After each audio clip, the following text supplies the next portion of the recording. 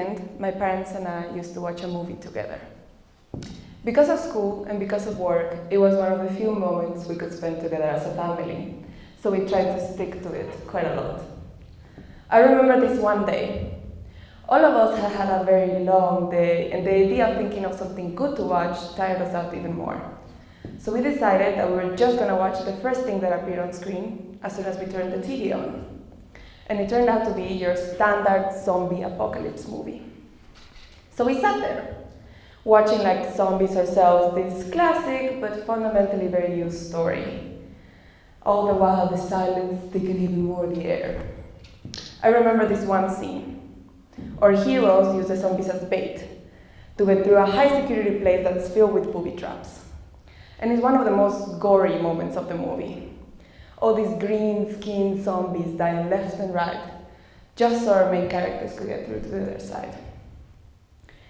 And as I sat there and the annoying action music filled the room, I just heard my mom silently in the dark say to herself next to me, "Wow, that's really violent."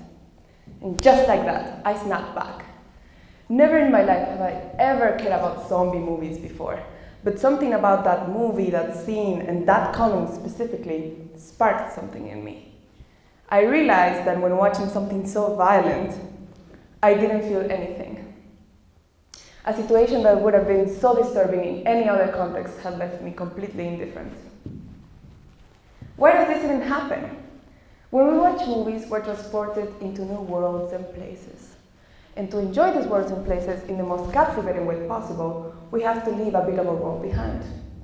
And I guess we all understand that. Is that suspension of disbelief what makes us drawn to movies in the first place? When we watch a movie, we want the heroes to win. And in this scene, if the heroes win, the zombies have to die. It's as simple as that. But something about that didn't sit right with me anymore, and I wanted to know what and why. So when I finished the movie, I investigated a bit more. Hi, I'm Inés Vargas, I'm 18 years old, and I'm from La Paz, Bolivia. And today, it would be my pleasure and honor to talk to you about zombies. Where do zombies even come from? The zombie myth and movie archetype dates back to a man called William Seabrook, that in the 1920s did a whole expedition throughout the Caribbean islands. He wrote a book about it. It's called The Black Island, and it was published in 1929. In this one, he describes the soulless human corpse, still dead, but endowed by sorcery, taken from the grave with a mechanical sense of life, the zombie. This went back to the 17th century, in Saint Dominico, where Haiti is now, which back then was a French colony where slaves were taken to work on the sugar and tobacco plantations. As you can imagine, this wasn't a pretty place. The slaves' conditions were so deplorable that many of them resorted to suicide just to get out of their situation. And that didn't benefit the owners of the plantations. "Wow, that's really violent," my mom had said. To solve this problem, the slave owners resorted to an old African myth. They told their slaves that a wizard had put a voodoo spell over the island. And now, if they killed themselves, the spell would make it so their limp bodies would come back to life just to keep working. But this time, they wouldn't be able to die again. They would work forever. When the slaves in Saint Dominico would die, the landowners felt the same way I felt watching a standard zombie movie. They didn't feel anything. They didn't see the slaves as actual humans, even though they looked, acted, and were actual humans. To them, they were just zombies. So if they physically killed them too, it doesn't even make a difference. "Wow, that's really violent," my mom had said. This is what I call the zombie paradigm. The zombie paradigm refers to a cycle in which we normalize the dehumanization of others as a way of ensuring superiority over them, as a way of ensuring that our empathy towards a group of people is limited by ideology, and therefore power. When I first went into this, I didn't understand where this certain discomfort, where this consciousness came from. Why does this matter? I would ask myself over and over and over. It's just a movie. But as I would go on, I would realize it's not. Entertainment is part of all of our lives, and the ideology it carries has power. And that power has the ability to alter not only our unconscious visions of the world, but also our humanity towards them. It wasn't just a movie to me anymore, and I don't think it should be for you either. Today, I want to talk about the hegemonic thinkings that guide current public ideology, and how these go back to Saint Domenico and even further. To me, it's fundamentally about colonization, movies, and the zombie apocalypse. But let me go back to the zombie paradigm. Throughout history, the colonizer, as I would call it, has dehumanized the oppressed for so long, seeing them as just zombies, that the part of their brain that would feel empathy, compassion, pity, or guilt would turn off. Killing them would have no moral weight. And because this force was exercised through a vertical power structure, the paradigm could go both ways. In Saint Domenico, even the spell was a complete lie. The fear the slaves had to turn into zombies was so great, it even took their agency to kill themselves. This dehumanization went so far as to take away any desperate will left to rebel out of them. So they would work forever until they died. And the myth became true. They would turn into zombies. When we watch movies, we want the heroes to win. And if it wasn't for my mom's comment, and let's be honest, the mere chance that it actually struck a chord with me, the part of my brain that feels empathy, compassion, pity, and guilt would have stayed off. And that keeps a paradigm going. I know a lot of people might consider this a stretch, and at first I would agree with you. But the rabbit hole I had gone into was so big that I wasn't going to stop just knowing about Saint Domenico. So let me go back to why I use the term colonizer.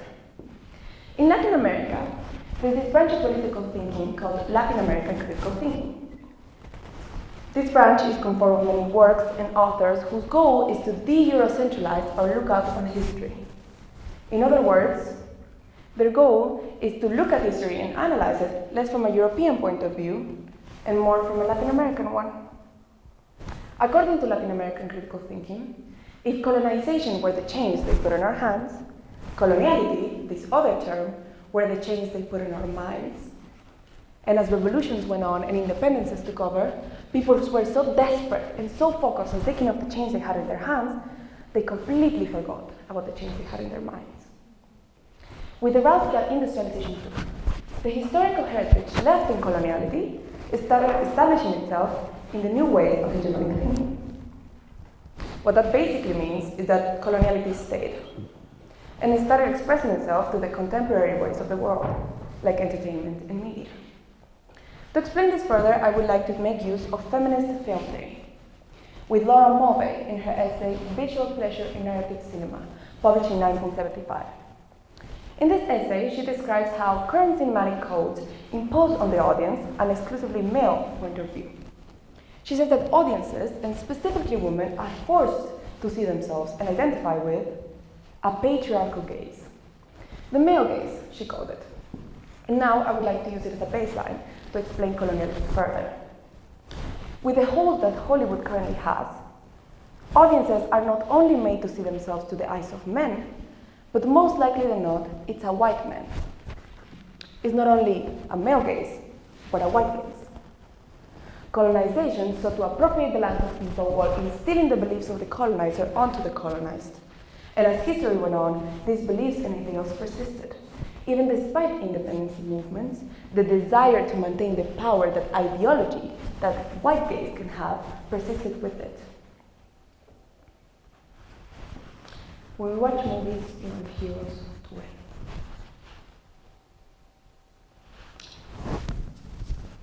Let me go back to movies. Who here has seen the new movie that came out, The Suicide Squad? By show of hands. Well, that's quite a bit there. 1, 2, 3. To summarize what this movie is about, this movie came out in Latin America the 6th of August 2021. And like I said, to summarize what it's about, it follows a group of mercenaries that's sent to a remote Latin American island to complete a mission. To do this, they intervene in the political state of the country, killing their president and his regime, which is shown to be a bloody dictatorship. You know, those that always have to be represented when it comes to Latin America. The plot that I just described to you, intentionally or not, is virtually identical to what had happened in Haiti just 1 month before this movie's release. The 7th of July, 2021, a group of over 20 mercenaries entered the presidential house in Haiti and killed its president, Jovenel Moïse, wounding his wife, Martine. They were wearing DEA, or Drug Enforcement Administration uniforms, making it seem like it was a drug raid instead of a presidential assassination, even though it was a foreign country's president's house in the middle of the night. The 20-plus mercenaries were either Haitian or ex-colonial soldiers, all of them hired by a private company in Miami that was known for sending mercenaries of this type to Iraq and Afghanistan. After the presidential assassination, some of them fled and some of them were arrested. The ones arrested testified that they were hired to do a job, and they were paid well to do so.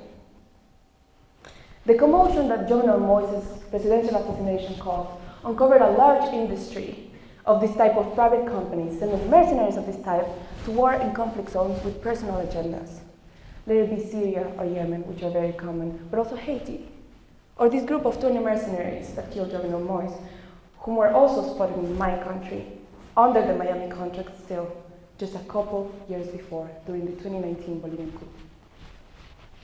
During the 2 hours and 2 minutes that the Suicide Squad movie lasts, the squad manages to kill almost every single Latin American background character that's seen on screen. And that's the point.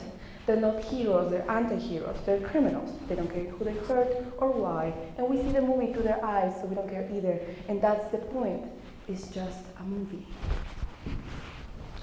We're so immersed and fundamentally used to separating fiction from reality that even when they reflect each other like a mirror, we don't care. It's just a movie. That's the point.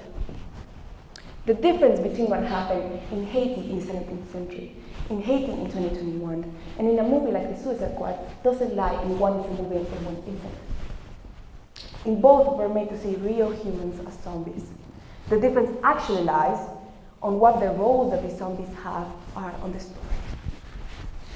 In the Suicide Squad movie, the zombies are all the background Latin American characters, left dead on the floor as the mercenaries leave completing their mission. And in 17th century and 2021 Haiti, the zombies are the same. The background Latin American characters left stranded as mercenaries leave completing their mission. But let's think about this. All the people in prison for Jovenel Moïse's assassination were also Latin American. The same people punished are the same people seen as nothing. Zombies killing zombies, the same people win. It's a paradigm. People still believe voodoo myths, people still die, and people still kill, but there's no need for the colonizer to do it themselves anymore. I know a lot of people might still consider this a stretch, and I understand that, but my argument here is understanding the connections between our interpretations of reality and reality itself will uncover all the many ways one is altered by the other. Interpretation is what uncovers meaning. And just as I say that I found colonial thinking in film, we have to think, what does the colonial presence even have to be for it to be recognizable in film in the first place? For me, humanity is empathy through the use of conscience. And what sparked this talk in the first place was my conscious realization that I had lost my empathy, and I wanted it back. And that has to be the new point. Interpretation is nothing without critical thinking, and let it be Latin American or whatever other.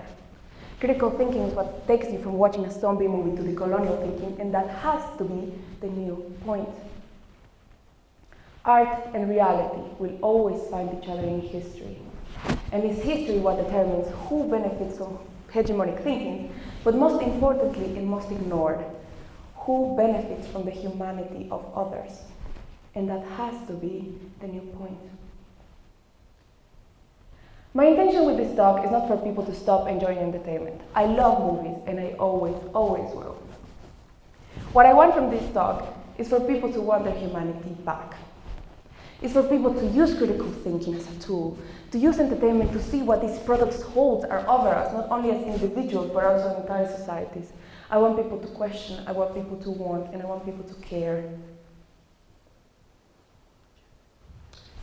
I want people to see and look and scour so we can all understand what these hegemonic thinkings are and how their symbolic powers are hurting us and are over us. But most importantly, is that empathy through the use of conscience what will help you stop being zombies.